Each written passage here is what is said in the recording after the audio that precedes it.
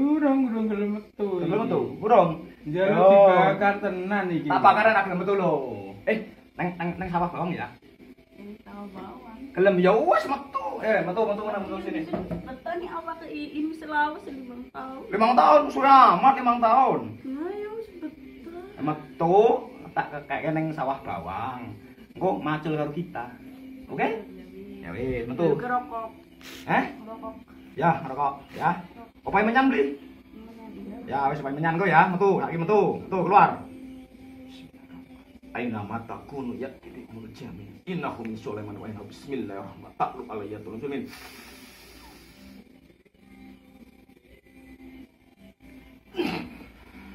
Dah.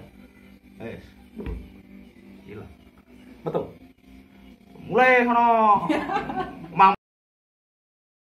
Oke, sebentar. Iya. Oke, jadi menurut Mas Gagak Merapi bagaimana itu dengan tanggapannya perang dengan dukun dengan jarak beberapa meter atau kita grebek kemudian kita tantang begitu, gimana tanggapannya? Ya kalau saya maaf loh ya, kalau saya tidak meyakini, saya tidak percaya itu. Kalau orang itu punya kemampuan spiritual, perang itu nggak nampak mas. Perang itu yang perang bukan fisiknya, nggak harus disoting. Yang perang itu kekuatan batinnya, itu yang betul-betul spiritual asli. Oke. Terus? Terus? Lah kalau saya nggak percaya aja. Oke. Karena apa lah, kalau misalnya orang itu punya ilmu, punya kekuatan batin, punya ilmu yang sakti, ngapain harus datang ke lokasi? Modal foto, modal nama aja bisa ngirim kekuatan batin ke objeknya, kok ngapain harus datang beberapa meter? Kalau nggak untuk kepentingan, maaf loh ya, untuk kepentingan untuk menaikkan dirinya kan nggak mungkin. Oke. Nah, untuk santet sendiri itu sebenarnya tidak harus ketemu dengan orangnya langsung ya? Santet itu modalnya modal nama, modal foto, modal nafsu bisa mas. Santet itu makanya santet itu kalau aslinya santet itu kan pancaran kekuatan pikiran. Nah kalau pancaran kekuatan pemimpin power itu kuat, ya daya cipta itu kuat. Ngapain harus ketemu sama orangnya? Dari rumah aja bisa kalau orang itu mumpun. Ngapain datang digerebek, maaf lu ya, diputer-puterin terus ditunjuk-tunjukin sama orang. Nah itu saya bukan meremehkan siapa-siapa loh, saya nggak sebut nama loh ya. Saya nggak percaya gitu aja, saya nggak percaya dengan hal akal-akalannya orang seperti itu. Kalau orang punya ilmu ngapain harus keluar dari rumah? Seni tertinggi dalam olah batin itu adalah bagaimana berperang tanpa harus bertemu, berperang tanpa harus menyentuh, tapi lawan dan limpang gitu. Oke. Itu seperti itu. Nah, terus begini, setelah ramainya hal tersebut kan banyak sekali orang-orang yang membuat konten seperti itu. Kemudian ada yang kalau setahu saya ya mas, setelah saya selidiki itu ternyata memang untuk menaikkan namanya, kemudian dia itu jualan, dalam arti jualan kayak benda-benda apa, pusaka atau jimat-jimat. Itu gimana itu kalau jualan hal-hal seperti itu? Nah itu jualan sugesti, pada akhirnya itu alam yang akan menyeleksi mas. Asli dan tidaknya itu bukan manusia yang menyeleksi, tapi alam. Jadi begini kalau model saya itu ya, kita itu nggak usah mencari posisi di alam, tapi alam lah yang akan memberikan posisi pada kita. Nggak usah bicara kita ilmunya apa, nggak usah iklan-iklanan. Kalau ilmu manjur masih ngumpet jadi boleh uang. Oke, ya. Ya kan? Kalau saya seperti itu. Oke. Terus? Nah terus gini. Kalau sekarang saya tanya tentang Khodam. Khodam itu kan sepengetahuan saya adalah makhluk yang ibaratnya pembantu kita kan. Nah kalau misalkan ada orang yang mengatakan Khodam malaikat, apakah itu salah? Itu nggak salah mas, cuman ya kalau untuk semakom kita itu keterlaluan. Nah kok enak amat bisa merintah malaikat? Penjelasannya gimana itu? Kok enak amat bisa memerintah malaikat? Itu tuh cuman jin. Kalau orang yang tahu ini Khodam malaikat tuh jin. Nah, kok enak amat kamu bisa merintah malaikat? Emang dapurmu sopo? Orang yang memiliki Khodam malaikat itu setingkatnya para wali, dan namanya para wali itu dia tidak akan muncul ke permukaan, pasti dia sembunyi. Itu loh. Nah yang dijual bebas itu khodam jin, dan khodam jin seperti itu ya ada kapasitasnya, kalau udah bosen ya keluar. Oh gitu, oke. Ya. Tapi Kalau udah apakah, bosen, jadi pada intinya khodam malaikat itu tidak bisa diperintahkan, tidak bisa diberi perintah kan? Nggak bisa diperintah, malaikat itu nggak bisa diperintah manusia. Kok enak amat bisa diperintah manusia? Hah? Oke. Loh, kalau ada yang ngomong saya punya khodam malaikat kok lampomen, jangankan orang sekelas kita, nabi wali saja mukjizat itu munculnya kalau sudah kepepet. Lah kok orang sekelas kita bukan nabi bukan wali pengen punya keajaiban tiap hari? Oke. Ya, Mas. Ya kan? Ya. Nah, seperti itu. Nah, Tuh. sekarang kan di luar sana itu banyak sekali yang membungkus semuanya menggunakan menggunakan jubah, sorban dan lain-lain. Nah itu kan pada intinya yang akhirnya mereka itu juga memanfaatkan hal itu gitu loh.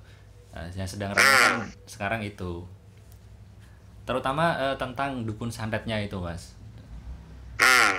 Dukun santet itu kan orang-orang itu terlalu percaya dengan hal-hal seperti itu.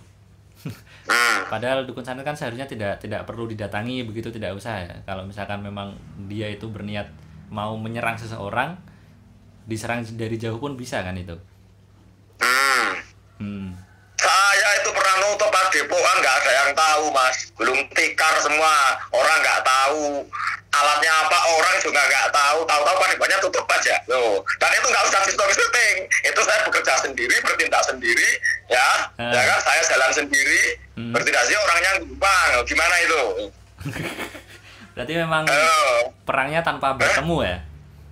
Tanpa bertemu itu, saya cuma cukup melewati daerahnya saja. Memang ada media yang saya taburkan di area padepokannya itu yang bubar betulan itu. Nah, cuman nggak usah tahu lah medianya apa. Nah, kenapa kok karena dia nipu. Nah, itu nggak usah disyuting, nggak usah bawa orang, dulu. Saya sendiri yang bertindak, dulu. Ngapain disyuting? Orang itu disyuting kayak malu ya. Ujung-ujungnya untuk apa toh? Ujung-ujungnya untuk menaikkan dirinya biar dipercaya orang. Iya.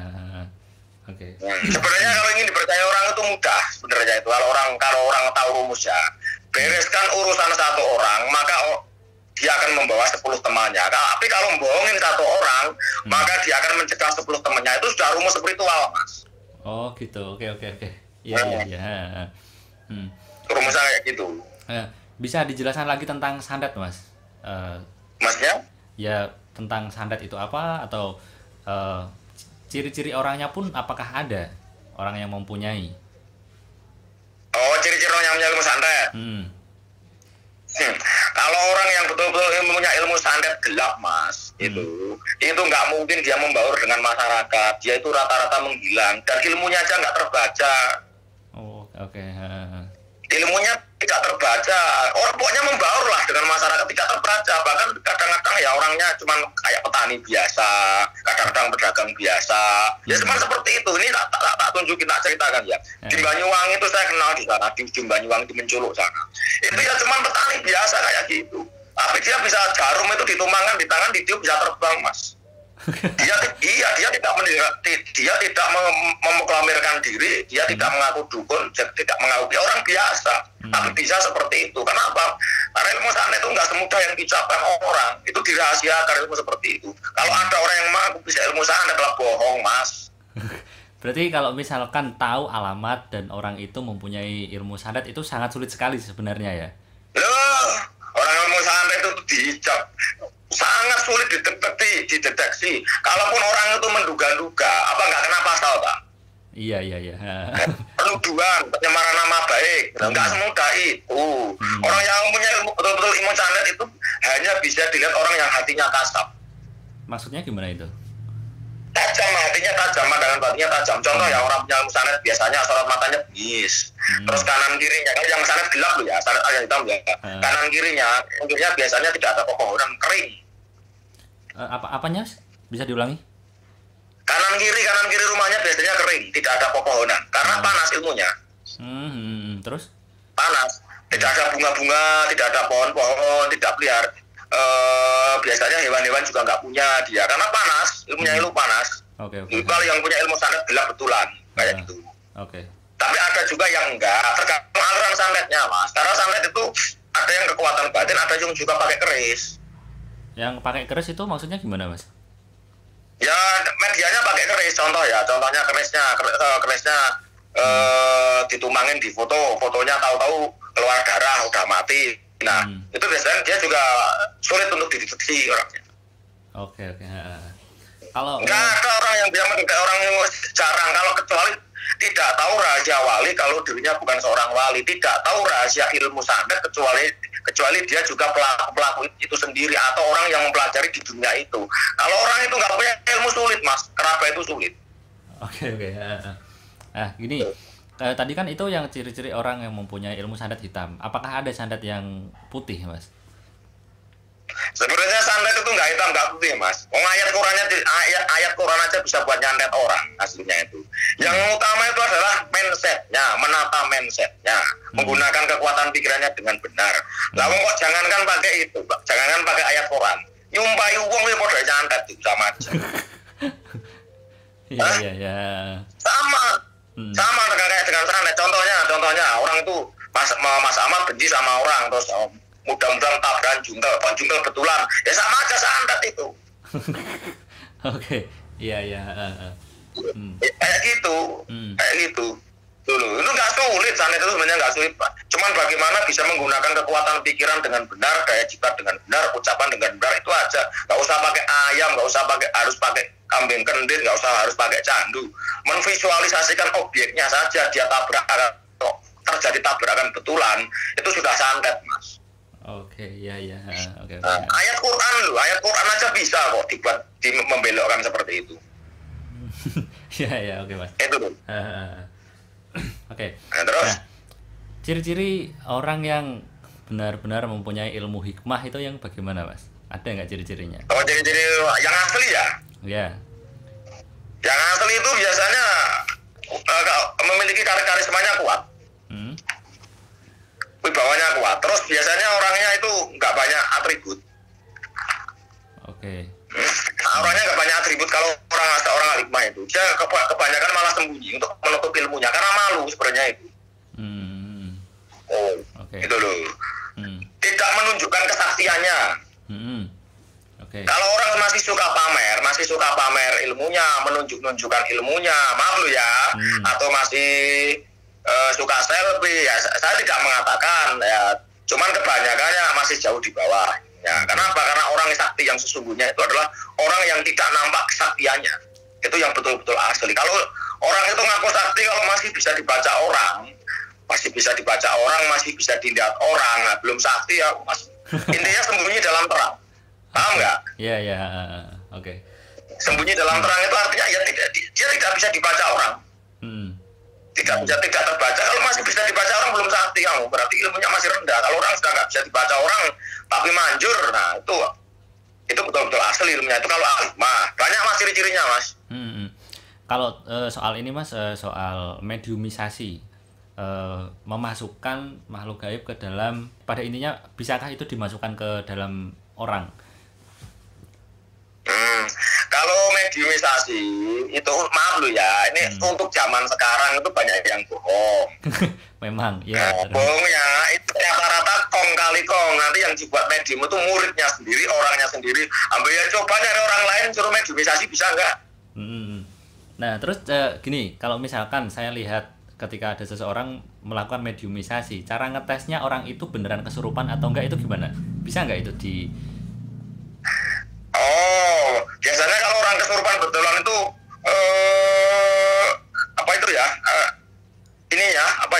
wajahnya sulit mas, tapi antara pura-pura dan asli itu sulit. Tapi kalau biasanya kalau yang saya lihat yang di pasaran itu kebanyakan akal-akalan. Oke. Akal-akalan kalau yang saya lihat. Soalnya apa itu temennya sendiri kok. Iya. Nah kalau misalkan orang kesurupan itu digelitikin gini mas, itu katanya dia nggak kerasa. Saya berkali-kali ngobatin orang kesurupan. Dan kalau orang kesurupan betulan itu biasanya dia lari juga, nggak cuma diem. Ya, ya. Lari-lari dianya, orangnya lari-lari kayak orang liar itu. Tapi kalau bikinan itu diem terus diajak negosiasi itu kok kayak gampang, kayak sudah dipersiapkan gitu loh. Oh, iya. Nah, kalau kesurupan beneran tuh ngaco mas, omongannya mas. Omongannya ngaco kalau kesurupan beneran ini. Oke.